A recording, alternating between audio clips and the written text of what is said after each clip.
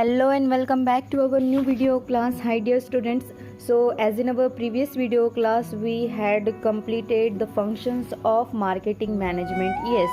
So now this is the time to move on towards our last portion regarding our first topic, that is introduction to marketing management is marketing management in India. So आज हम क्या करने वाले हैं, आज हम हमारा जो फर्स्ट टॉपिक है मार्केटिंग मैनेजमेंट का वो कंप्लीट करने जा रहे हैं. आज का हमारा जो कॉन्सेप्ट होगी वो हमारी लास्ट कॉन्सेप्ट होगी. ओके, तो इसके बाद हम हमारा नेक्स्ट वीडियो बनाएंगे इंडियन इकोनॉमी सब्जेक्ट के ऊपर. Okay, so let us see what is exactly the marketing management system in India. और अगर मैं कहूँ कि इंडिया में मार्केटिंग मैनेजमेंट या फिर मार्केटिंग के फीचर्स क्या क्या है, किस तरीके से हमारा मार्केट है या फिर वहाँ पे क्या अपॉर्चुनिटीज़ है और क्या ड्रॉबैक्स है. Okay, so this is exactly the marketing management in India. आपको ऐसा लगेगा कि marketing management in India means यहाँ पे फीचर्स क्यों आ रहे हैं, ड्रॉबैक्स क्यों आ रहे हैं. तो एग्जैक्टली यही होता है. कोई चीज़ जब हम एग्जामाइन करते हैं या फिर किसी चीज़ का हम वहाँ पे एनालिसिस करते हैं, तो जब हम एनालिसिस करते हैं तो वहाँ पे कुछ प्लस पॉइंट्स और कुछ माइनस पॉइंट्स. एग्जैक्टली मेरे कहने का मतलब है कि कुछ स्ट्रेंथ और कुछ वीकनेसेस. ओके, ये दोनों चीज़ें हमें देखनी ज़रूरी होती है, तभी एक कॉन्सेप्ट हमें क्लियर हो सकती है. Okay, so let's see today's topic regarding the marketing management in India, कि मार्केटिंग मैनेजमेंट सिस्टम इंडिया में किस तरीके की है, या फिर मैं कहूँ कि यहाँ पे क्या फीचर्स है और क्या ड्रॉबैक्स है. Okay, so let's continue. So the first important feature of marketing management in India is predominant private distribution system. In India, distribution system is primarily in the private sector, है ना. India में जो distribution system है वो primarily किसके ऊपर focus होती है, तो प्राइवेट सेक्टर के ऊपर फोकस होती है. येस, दो predominantly India is rural, the distribution system in India, the rural areas is not so satisfactory. Thrust of distribution is mainly on the urban area which have more concentrated population and have more purchasing power. तो India की जो marketing system है वो दो types में divide हुई है, एक रूरल मार्केट और एक अर्बन मार्केट. तो जो रूरल मार्केट है, रूरल मार्केट में बहुत सारे ड्रॉबैक्स है. रूरल मार्केट का जो एरिया है वो सेटिस्फैक्ट्री नहीं है, और as comparison to urban areas marketing, वो वहाँ पे की जो मार्केटिंग है मीन्स अर्बन एरिया की जो मार्केटिंग है वो फुल्ली कॉन्सेंट्रेट है पॉपुलेशन के ऊपर, और जो पॉपुलेशन है उनका परचेसिंग पावर बहुत हाई है. So therefore our main marketing is in the urban areas and the marketing pattern is designed in that way. Marketing is different. Metropolitan cities in the country also had different features. Say Kolkata and Bombay consumers are not be treated or catered in the identical way with the products of the same type. तो जो हमारी urban areas की जो marketing का जो pattern है वो एक डिज़ाइन वे में है, क्योंकि जो मार्केटिंग होती है वो एग्जैक्टली परचेसिंग पावर को डिटरमाइन करती है. तो हमारा जो मार्केटिंग का होल सिस्टम है वो मेनली फोकस किसके ऊपर है, तो वो है अर्बन एरियाज़ की मार्केटिंग के ऊपर. ओके, सो ये हमारे इंडियन मार्केटिंग का फर्स्ट फीचर है कि ये क्या है, प्रीडोमिनेंट प्राइवेट डिस्ट्रीब्यूशन सिस्टम है. मतलब प्राइवेट डिस्ट्रीब्यूशन सिस्टम है, क्यों? क्योंकि जो हमारी मार्केटिंग है वो एग्जैक्टली पब्लिक सेक्टर की तरफ से नहीं बल्कि प्राइवेट सेक्टर की तरफ से ज़्यादा होती है. और एग्जैक्टली जो प्राइवेट सेक्टर है उनका मेन फोकस किसके ऊपर होता है, तो उनका मेन फोकस जो डिस्ट्रीब्यूशन सिस्टम है वो है urban areas. Okay, rather than the rural areas. Then the next important feature of marketing management in India is dominance of middlemen. Okay, so what is mean by that? So dominance of middlemen, it's to cater to the extensive market spread all over the country, so big in size. Middlemen have come to play a dominant role in ultimate placement of goods or services in the hands of consumers. wholesalers, retailers, various types of special agents, commission agents, declarers agents, or consignees are important in the channel of distribution. Predominance of middlemen in the channel of distribution has its good effects as well as bad. So, unscrambleness, the particular middleman adopts unfair means to inflate their projects. Creation of artificial scarcity through hoarding is a common practice that our middlemen resort to and consumers are to suffer, since the government sometimes appear to be not so vigilant to regulate the malpractices of middlemen. So कुछ समझ में आया? कुछ भी नहीं समझ में आया होगा क्योंकि सारा इंग्लिश में था. जिन्हें इंग्लिश आती है उन्हें समझ में आया होगा. तो जिन्हें इंग्लिश बराबर नहीं समझ में आती है उनको मैं हिंदी में फिर से एक्सप्लेन करना चाहती हूँ कि डोमिनेंस ऑफ मिडलमैन क्या है. तो जो हमारा जो चैन ऑफ डिस्ट्रीब्यूशन है, जो डिस्ट्रीब्यूशन की जो प्रोसेस है, ये मैन्युफैक्चरर से होलसेलर के पास आती है थ्रू द एजेंट, होलसेलर से रिटेलर के पास आती है थ्रू द एजेंट, रिटेलर से डायरेक्ट कस्टमर के पास या फिर कंज्यूमर के पास जाती है, डायरेक्टली भी जा सकती है या फिर वहाँ पे भी मिडलमैन आता है यानी कि एजेंट आता है. तो एग्जैक्टली कोई कमिश्नर्स होंगे, मतलब जो कमीशन खाते हैं, ब्रोकर्स होंगे, कोई एजेंट्स होंगे, यस, ये सारे लोगों का मिलकर ही एक प्रोडक्शन डिस्ट्रीब्यूशन चैनल बनता है. सो मार्केटिंग, हमारी जो इंडिया की मार्केटिंग सिस्टम है, इसके अंदर मिडलमैन का एक डोमिनेंट रोल है क्योंकि मिडलमैन के सिवा हमारा चेन ऑफ डिस्ट्रीब्यूशन कंप्लीट नहीं हो सकता है. Then the next important feature of marketing management in India is weak public distribution system. Why I had mentioned this feature of marketing management in India is because as we know that the urban areas marketing system were very good rather than the rural areas. So the main focal point of the particular marketing is the rural population. Yes, so as we know that even till today, after 50 years of independence, Indian public distribution system has not been so effective in marketing. In a country of mixed economy, the marketing has a definite bias towards capitalist economy. A few items such as rice, sugar, wheat, pulse, edible oil, kerosene oil, etc. are distributed through public distribution system, but less said is better than that. The public distribution system of essential commodities has been subjected to severe criticisms. Means there are several criticisms which are taken into account for the public distribution. Public distribution तो means जैसे कि week public distribution का exactly meaning यहाँ पे जो government के through ration जिसे हम कहते हैं वो जो पुअर पीपल्स के पास पहुँचता है. राशन में से जैसे कि राइस हो गया, शुगर हो गया, वीट हो गया या फिर कुछ एडिबल ऑयल हो गए, केरोसिन ऑयल हो गया. तो ये सारे जो डिस्ट्रीब्यूटेड होते हैं पब्लिक डिस्ट्रीब्यूशन सिस्टम से, लेकिन ये सारे क्या करते हैं, लेस है, ये बहुत ही less said of better that the distribution system of essential commodities. ये सारे ठीक है, गवर्नमेंट के पास से तो आपके राशन में इतना सारा आता है, ओके, लेकिन एग्जैक्टली जो पुअर पीपल्स को मिलता है वो क्या मिलता है, जैसे कि राइस, शुगर, वीट, ये सारी चीज़ों में से उनको मैक्सिमम पोर्शन मिलता है तो राइस का मिलता है. यस, वीट या फिर शुगर बहुत कम मिलता है. तो बीच में के जो मिडलमैन्स होते हैं, जैसे कि मैंने पहले भी आपको कहा था कि यहाँ पे मिडलमैन्स का बहुत ज़्यादा इम्पैक्ट होता है डिस्ट्रीब्यूशन सिस्टम के ऊपर. तो वो जो बीच वाले जो मिडलमैन्स होते हैं पब्लिक डिस्ट्रीब्यूशन सिस्टम में, वो क्या करते हैं, वो सारा अनाज या फिर जो भी कुछ डिस्ट्रीब्यूट हो रहा है गवर्नमेंट से पब्लिक के लिए, तो वो सारा वो बीच में ही हाफ पोर्शन या फिर more than that portion they will assume as consumable for them own self. Okay, then the next important feature of marketing management in India is flow in the marketing system. So exactly in the marketing system of India, adequate measures have not been adopted.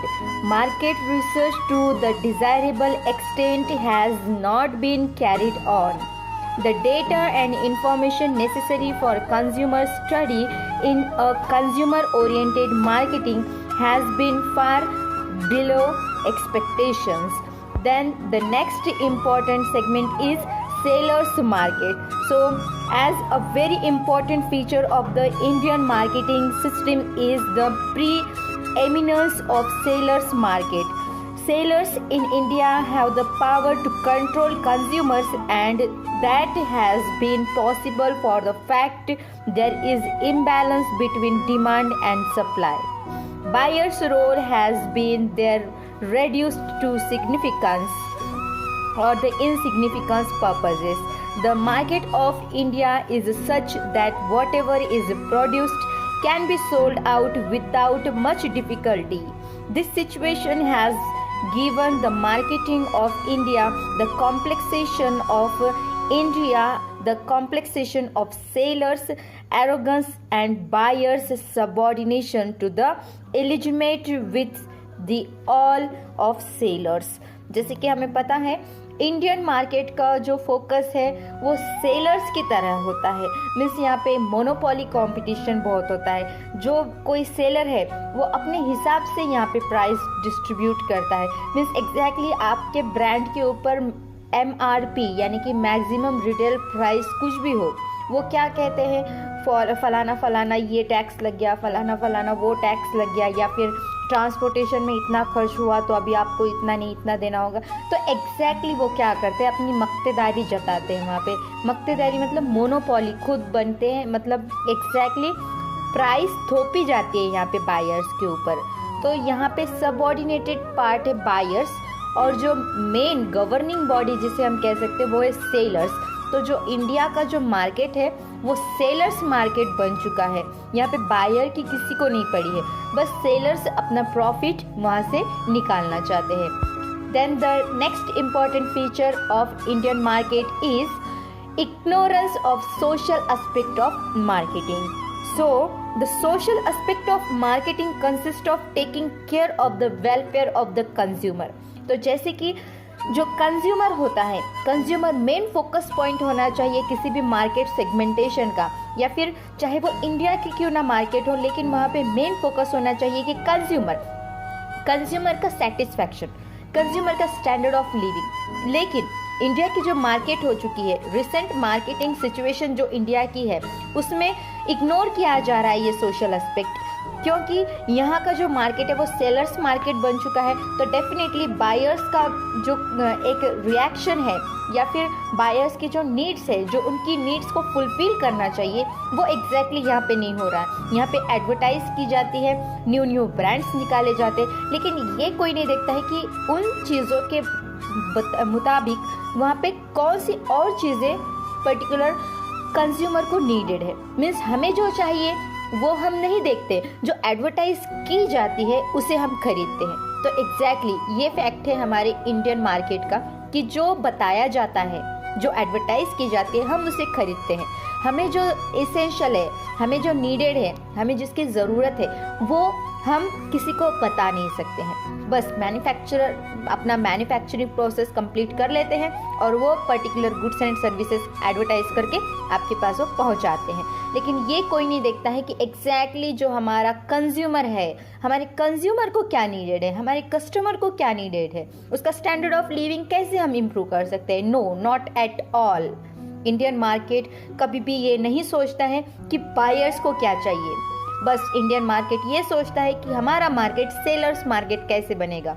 Exactly the particular monopolistic competition or what we call the monopoly competition is existed in our Indian market. Then the next important feature of Indian market is sales promotion. As we know that what is exactly the sales promotion means, through the advertising. Yes, of course, of late our government is paying attention to sales promotion. It is encouraging private entrepreneurs to adopt various media to advertise their products. government and non-government machineries are being put more and on active portion to ensure sales promotion. It is an engaging or encouraging trend in the Indian marketing system that the suppliers have been trying to reach the consumers as far as possible in spite of various constraints in our developing country. So this is exactly mean by sales promotion. Exactly advertising की जाती है, main focus advertising पे होता है. जैसे कि मैं कोई सेलर्स मार्केट को मैं क्रिटिसाइज नहीं कर रही हूँ, मेरा कोई निजी मामला नहीं है सेल्स मार्केट से, लेकिन जो हमारी इंडिया की जो मार्केटिंग सिस्टम हो चुकी है या फिर जो हमारा इंडिया का जो मार्केट बन चुका है, एग्जैक्टली वो सेलर्स का मार्केट बन चुका है. तो उसीलिए सेलर्स क्या करते हैं, जो न्यू प्रोडक्ट्स एंड सर्विसेज वो लॉन्च करते हैं उनकी एडवर्टाइज करते हैं और उन्हें प्रमोट करने का काम करते हैं. Okay, then the next important feature of marketing in India is what we call, this is the last but not the least. Okay, so this is also the important constraint in the Indian market, that is encouragement of consumerism. So what is exactly mean by the encouragement of consumerism? As a counter attract of the sellers, consumers have formed themselves into association with the government, coming forward to protect the interest of the consumers. Consumers Protection Act has been enforced to safeguard the interests of consumers. This encouragement to consumerism is quite in line with the marketing, the target of which is the consumer. The other important feature of marketing in India have more or less been present in the point given above in greater details. So their repetition with more details will lengthen the size of the answer with practically no additional information. While ending the discussion of features of Indian economy, or what we call the Indian marketing, we can simply say that though the marketing features today do not claim excellence or optimum attainment, but attempts are on to strengthen the marketing machinery to make marketing effective in India.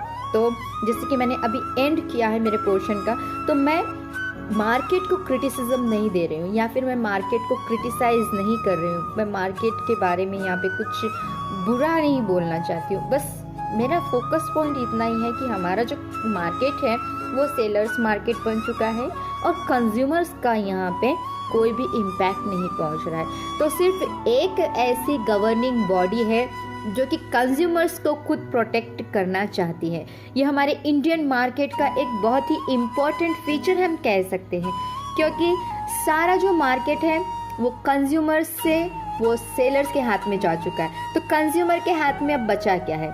Customer के हाथ में सिर्फ अब consumer protection act बचा है, जिसके through government उसे protect करती है. तो कंज्यूमर प्रोटेक्शन एक्ट आपको बहुत अच्छी तरीके से पता होगा, उसे हम कहते हैं ग्राहकांचे मूलभूत हक्क मराठी में कहते हैं. तो एग्जैक्टली ग्राहकांचे मूलभूत हक्क, consumers protection, exactly what is called. तो जो भी कस्टमर है उसने अगर कोई चीज़ खरीदी होगी और अगर वो डेफिशिएंट होगी या फिर फॉल्टी होगी, तो डेफिनेटली अगर आपके पास उसकी रिसिप्ट है तो आप डायरेक्टली कंज्यूमर फोरम में जाकर आपके जो गुड्स एंड सर्विसेज जो फॉल्टी है उसकी रिसिप्ट आप वहाँ पर दिखाकर विद इन 15 डेज और may be with in the 30 days of the period you can got your remuneration if your claim is proper. मतलब अगर आपका क्लेम आपने जो किया है, आपने जो वहाँ पे क्लेम आपने पेटिशन डायल किया है एग्जैक्टली, तो अगर आपके पास रिसिप्ट है, अगर आपके गुड्स एंड सर्विसेज वाकई में फॉल्टी है और अगर आपको उसका कुछ बेनिफिट नहीं हो रहा है, जो चीज़ आपने खरीदी थी या फिर जो सर्विसेज आपने रेंडर आउट की थी उसका जो पर्पज़ है वो फुलफिल नहीं हो रहा है. मतलब अगर आपके पास मोबाइल है और आपका मोबाइल आपने जो ऑनलाइन ऑर्डर किया था वो मोबाइल तो आपके पास आ गया, लेकिन जैसे ही आपने उसे खोला उसे यूज़ करने की कोशिश की। एक दिन वो मोबाइल हैंडसेट बहुत अच्छी तरीके से वर्क कर रहा था, सिस्टमेटिकली वर्क कर रहा था, लेकिन next day of the purchasing, दूसरा दिन जब आया तो दूसरे दिन आपका मोबाइल अच्छी तरीके से वर्क नहीं कर रहा है, या फिर उसके अंदर की जो सिस्टम है वो रिकवर अच्छी तरीके से काम नहीं कर रही है, तो डेफिनेटली उस टाइम आपको कंज्यूमर प्रोटेक्शन एक्ट के तहत आप कंज्यूमर फोरम में जाकर आपकी जो गुड्स है वो आप वहाँ पे बता सकते हो, लेकिन रिसिप्ट नीडेड है। वहाँ पे रिसिप्ट आपकी लगती है, वहाँ पे मिनिमम फीस चार्जेस होती होंगी शायद, लेकिन कंज्यूमर प्रोटेक्शन एक्ट के तहत कोई फीस लागू नहीं होती है। तो इस तरीके से हम हमारा खुद का प्रोटेक्शन कर सकते हैं। हम एक चीज़ नहीं कर सकते हैं, जो कि हमें जो चीज़ें लगती है हम वो बता नहीं सकते हैं। यस, जो न्यू चीज़ें आती हैं, जो ट्रेंड में आता है, जो एडवर्टाइज होते जाता है, जिसका प्रमोशन, सेल्स प्रमोशन होते जाता है, बस वो हमें इतना लुभाते हैं, हमें इतना अट्रैक्ट कर देते हैं कि हम उसे खरीदने के बिना हम रह नहीं सकते हैं। एग्जैक्टली यस, तो ये हो चुका है आज का मार्केट। ये है इंडियन मार्केट की एग्जैक्टली करंट सिचुएशन, जिसे मैंने आपको आज रूबरू करवाया है।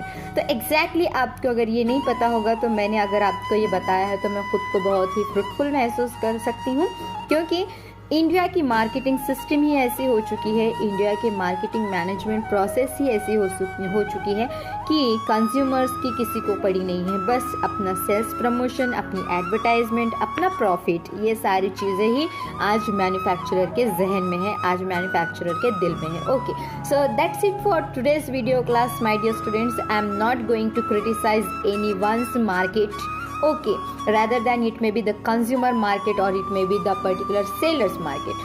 So that's it for video class, my dear students. We will meet very soon. Till the time, keep loving the classes, and if you like this video, please make a thumb. So that's it for today's video class, dear students.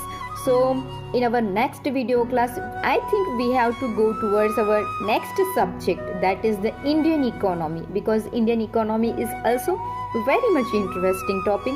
So let's see in our next video class Indian economy's first chapter. So take care, wish you all the very best.